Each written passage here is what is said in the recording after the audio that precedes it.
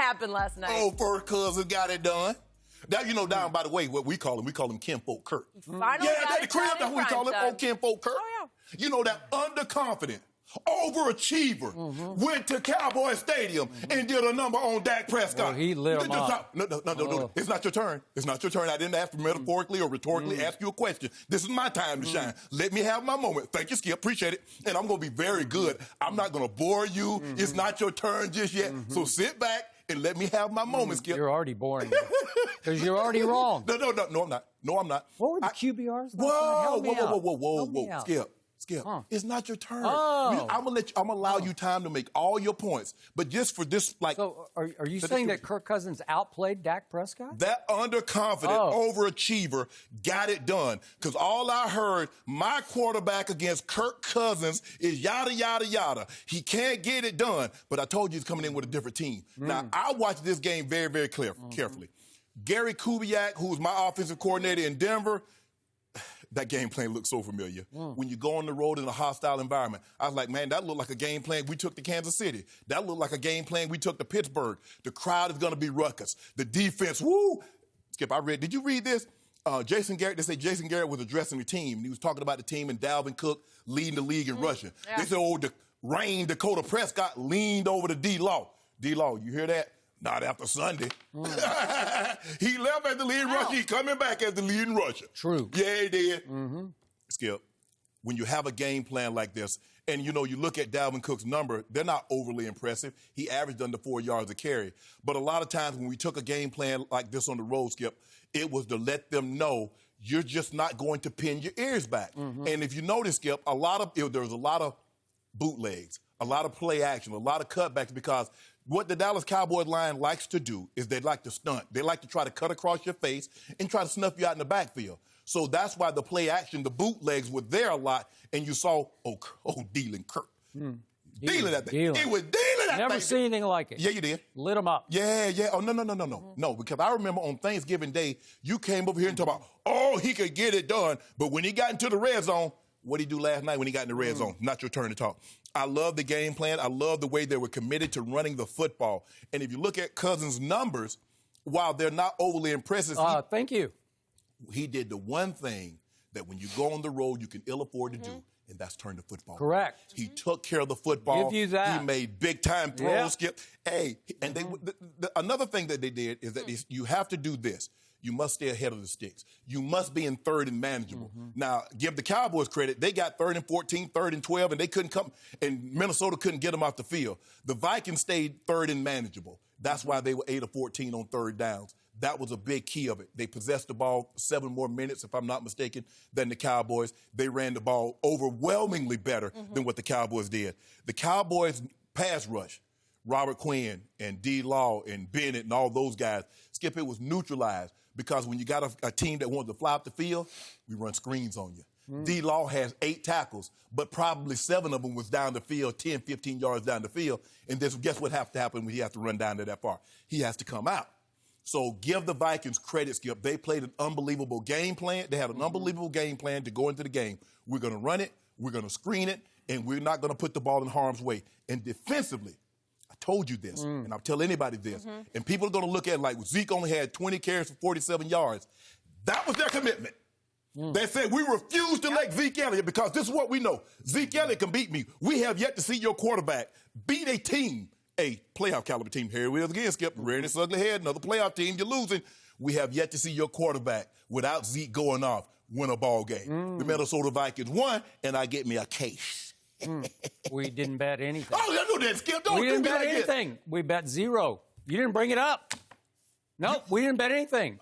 So now you have fantasy cases that you're winning. If you want to win fantasy, you got it. You know what, Skip? I don't even want to bet. Well, you know what I bet? I bet that look on your face right now. Okay. That's what I want. Tell me when it's my turn. Take your time. Okay. It's your turn. I got a whole lot to say about what I saw and did not see last night. So, to your points, I will be the first to publicly admit I way overrated my Cowboy defense.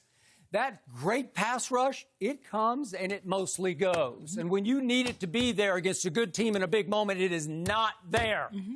And my running game It mostly goes because against a good team, my team cannot run. It can't stop the run either also, but my running back has turned into a shell of himself. I don't recognize Ezekiel Elliott anymore. I don't recognize his run blocking, but he can't make anybody miss. I don't see any jump cuts. I don't see any explosion at the line of scrimmage. I don't see sudden. I don't see quick. I don't see much of anything from 21 anymore, and he has become a liability and a dangerously overpaid liability because Jerry gave him way too much money at $50 million guaranteed. And he mostly last night looked like he was running in the sand on the beach at Cabo. Skip, That's what that looked like. 20 rushes for 47 yards? Hold on, Skip. You just said last week he was the best. You just said he was the best back last week. I thought he was, and I just told you I way overestimated my run game and my defense. And you know what? Zeke was actually the third best running back on the field last night because Dalvin Cook just made him look silly. And Alexander Madison, he's pretty good too because he's a bowling ball sledgehammer. And again, he ran so hard and dragged so many Cowboys for so many critical yards that I'm saying last night I sat back and said, I'll take him over 21 right now. But you know what I did not overrate or overestimate? What? My quarterback. Oh, my goodness. He is really, really good. In fact, he's even better than I thought he was. I can't tell. They still catching nails. Yeah. You know, I've been right from the start about Dak Prescott. I told you he has led this league in game-winning drives over his first 3 seasons.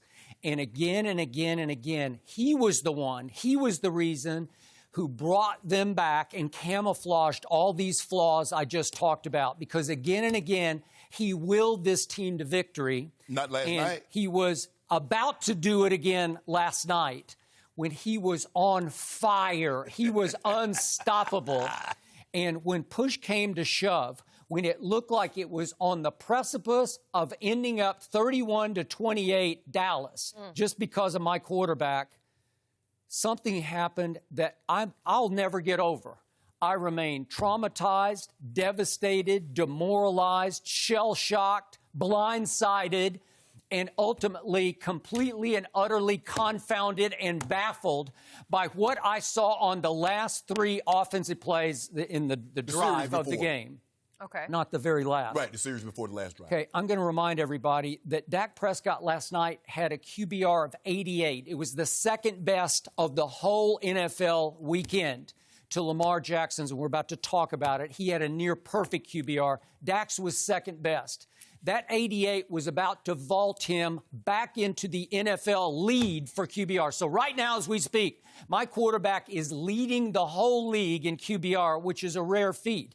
And my quarterback was at that point 9 of 15 on third downs because he was out of his mind he converted, listen to these third downs. He converted 3rd and 14, 3rd and 12, 3rd and 12, 3rd and 8, 3rd and 7, 3rd and 6, 3rd and 3, 2 and 2. 9 times he converted. Guess how many times Zeke converted last night on third down?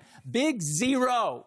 They had no running first downs last night on third down. Yeah, just give me you're making my point. No, I'm making my point. And we had just watched my quarterback take the ball on a great punt by the Vikings, pin them back at their 6-yard line, and he had gone from the 6 all the way to Minnesota's 11. Guess how many yards that is? 83 yards. My quarterback had thrown my team all the way down to the 11. Want to hear the completions? He goes 10, 13, 20, 8, and all of a sudden it's 2nd and 2 at the Minnesota 11-yard line. And what happened on the next 3 plays? The ball was taken out of my quarterback's hands because they went to Zeke on all 3 plays. I don't know if Jerry called down from his box and said, I just gave him $50 million guaranteed, put the ball and the game back in his hands. I don't know if Jason Garrett said, just run it, and throw it to Zeke. I want the ball in Zeke's hands in the key moments of this game. I don't know, but I remain absolutely devastated by what happened because my quarterback didn't get to determine the outcome of a game that he was about to win. So I'm going to give you 2nd and 2. I'll give Zeke one more chance. It's a read option play, but you know what should have happened on the play? Dak should have kept it. He just should have kept it. Guess how many runs Dak had last night? My quarterback can really run it. My quarterback took over the Seattle playoff game with his legs as well as his arm. Guess how many runs he had last night? How about a big 0? No. Did you see Did you see a quarterback draw last night? Did you see a bootleg keeper last night? 400. Okay, I thank you. He was unstoppable throwing the ball. But if you're going to mix it up and if you're going to run the ball on 3rd and 2, why don't you let him keep it? No. Yeah, why not? Because you're sitting there saying, thank you. They took the ball out of 4's hands, and they put it in 21's hands, and I've never seen anything like it because predictably, right, and you can look at my timeline on my tweets, I'm saying, stop it with Zeke. Yep. You're wasting too many downs. He's going for 2 yards and 3 yards and putting you behind the chains and making my quarterback convert all those 3rd and longs. And he just kept doing it, so now they hand it to him again, and it goes nowhere. So now it's now it's 3rd and 2. That was a 0. No, I'm saying that on the 3rd down. Okay, but I gave you 2nd down. Okay, yeah, you try him one more time because he used to be Zeke, and you say, he still is how many times has he run through brick walls on 3rd and 2 for this team? So you give him, you pay homage to him, you just say, okay, we'll get to have that one. But on 3rd and 2, I got a big issue because I fell out of my chair and rolled on the floor when they tried a shotgun give to him underneath where he took it outside. Right. And he went nowhere fast because he went backwards. Vikings were all over him. Again, I don't see any quickness. I don't see any jump cut suddenness to him. What are they supposed to do with this? Okay. Where's he supposed to go? I'll bet Dalvin Cook would have made 5 yards on that play. Oh, my goodness. I'll bet he would have jump cut backwards, and all of a sudden he had been loose. So now you want Zeke to turn into Barry Sanders. Okay, well, I want him to turn into somebody who can make 3rd and 2. That's all I care about. If my quarterback doesn't get to make 3rd and 2, he should. But the point was, you just let the quarterback throw it. He's got a connection with Amari Cooper that's right up there with Russell Wilson and Tyler Lockett or anybody else. I give you Brady and Edelman. Nobody has better chemistry and rapport than these two have, and we saw it demonstrated all night. Right. So in the end, with the game on the line on 3rd and 2, I want my quarterback throwing it to 19 Amari. That's all. It's as simple as that because it's unstoppable when they want it to be. So now we get to 4th and 5 because it goes backwards. And guess what? Dak wants to go, and he wants to go fast, and he's going to call his own play, and I would have trusted Dak to make this play. But guess what? Mike Zimmer saved the game for the Vikings because he called time out. And you know what that forced Dak to do? Trot to the sidelines. And you know what that allowed Jason Garrett to do? Call the play. Thank you for watching. You can subscribe here to get the latest from the show, and be sure to check out more of the best clips from Undisputed, or go watch a few other segments from our other shows on FS1.